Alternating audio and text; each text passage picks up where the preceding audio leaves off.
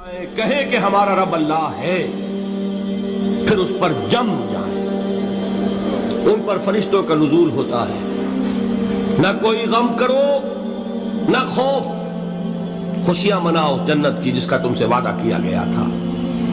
اللہ کی ربوبیت پر اطمینان جب انسان کو ہو جاتا ہے، میرا رب اللہ ہے، ربی اللہ، انسان کے لیے نہ کوئی کھٹکا، نہ کوئی خطرہ، نہ کوئی خوف، نہ کوئی حزن۔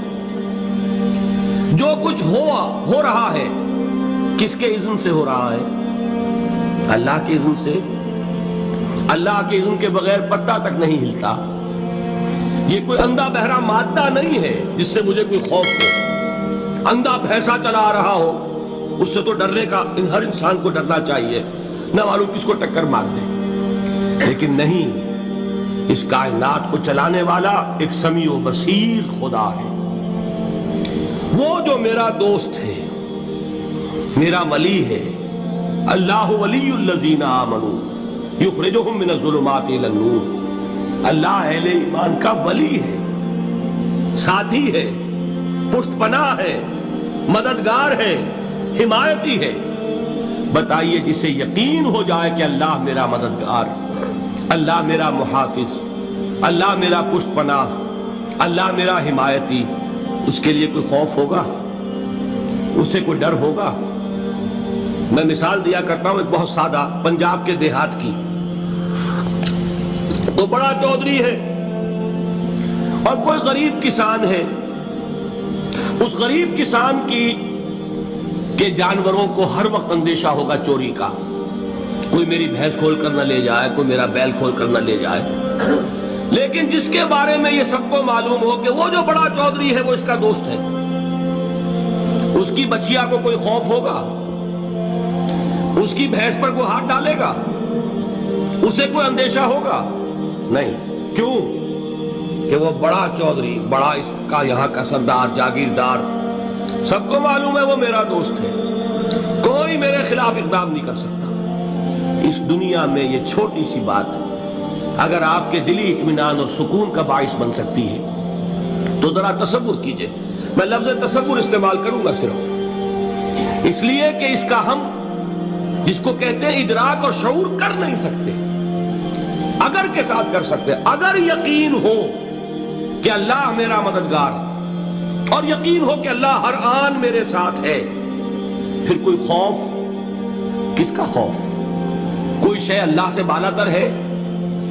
کوئی قوت اس سے زیادہ طاقتور ہے؟ کوئی اس کے ارادے کو بدلنے والا ہے؟ کوئی اس کی مشیت کے آڑے آنے والا ہے؟ یہی بات ہے جو حضور نے فرمائی، یہ ایمان کا حاصل ہے لب لباب، کہ دیکھو اچھی طرح اس بات کو ذہن نشین کر لو، اگر تمام انسان مل کر تمہیں کوئی نقصان پہنچانا چاہے نہیں پہنچا سکتے مگر جو کچھ اللہ نے لکھ دیا ہو، اور تمام انسان مل کر تمہیں کوئی نفع پہنچانا چاہے نہیں پہنچا سکتے مگر وہ شے جو اللہ نے طے کر دی۔ آپ پھر میں کہوں گا ذرا طاری کیجئے، اسے فرض کیجئے، اسے سوچئے، اگر اس حدیث پر ہمارا دل ٹھکا ہوا ہو تو کسی سے ڈر ہوگا؟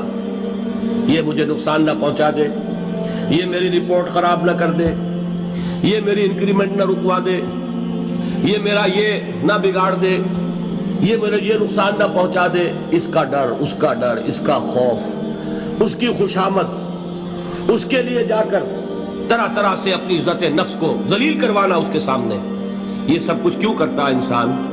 جب سمجھتا ہے کہ اس کے ہاتھ میں میرا کوئی نفع ہے، اس کے ہاتھ میں میرے لیے کوئی ضرر ہے، یہ مجھے کوئی غضب پہنچا سکتا ہے، یہ مجھے کوئی نقصان پہنچا سکتا ہے، یہ میرا کوئی کام بنا سکتا ہے، یہ میری کوئی ضرورت پوری کر سکتا ہے، اسی کا نام شرک ہے۔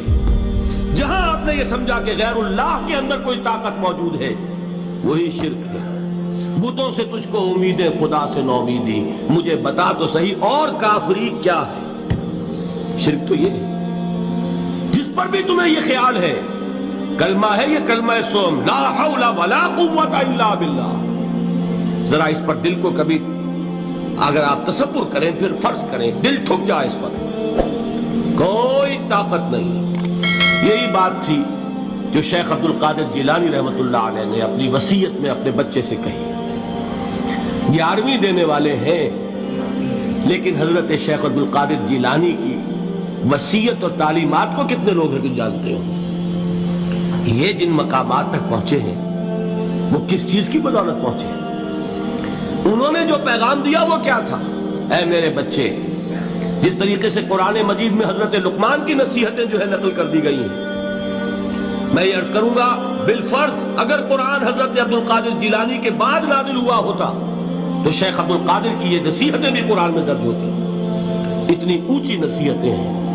اے میرے بچے، اس حقیقت کو ذہن نشین کر لے، لا فاعل فی الحقیقت ولا مؤثر الا اللہ. اس کائنات میں نہ کوئی فاعل حقیقی ہے نہ مؤثر حقیقی ہے سوائے اللہ. کسی شے میں کوئی تاثیر نہیں اگر اللہ نہ چاہے. آگ جلا نہیں سکتی اگر اللہ نہ چاہے.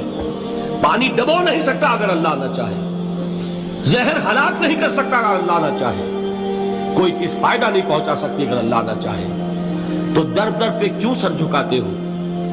در در پر کیوں جبیں سائی کرتے ہو؟ سب کے سامنے کیوں ہاتھ پھیلاتے ہو؟ ایک اللہ سے مانگو، ایک اللہ کے سامنے زمین پر اپنی جبین رکھو.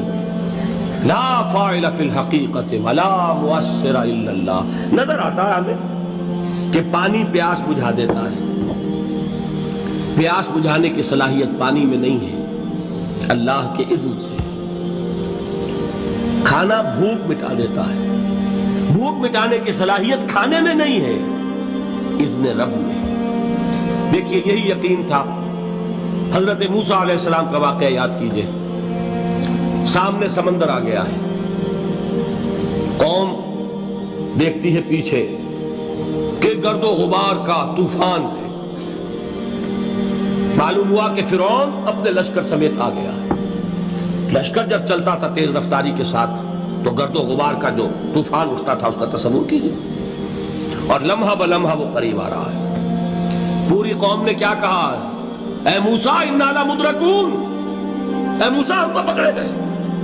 قرآن مجید میں تو یہاں وہ باتیں نہیں لکھی ہے، لیکن تورات میں یہ درج ہے کہ بنی اسرائیل جھگڑنے لگے، دست و گریبان ہو گئے موسیٰ کے ساتھ. موسیٰ ہمیں یہاں مروایا لا کر، اس سے تو ہم وہیں بہتر تھے.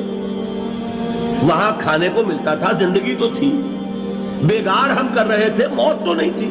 اب جو کچھ ہوگا اس کا تصور کرو، جس طریقے سے ہمارے ٹکڑے اڑائے جائیں گے. تو لڑ رہے ہیں حضرت موسیٰ علیہ السلام سے. یہ تورات کی تفصیل ہے. قرآن میں صرف اتنا آیا ہے، پریشان ہو کر انہوں نے کہا انا لمدرکون، موسیٰ ہم تو پکڑے گئے. اس وقت موسیٰ کا جواب کیا ہے؟ کلا ان معی ربی سیہدین. نہیں، میرے ساتھ میرا رب ہے، وہ راستہ دے گا.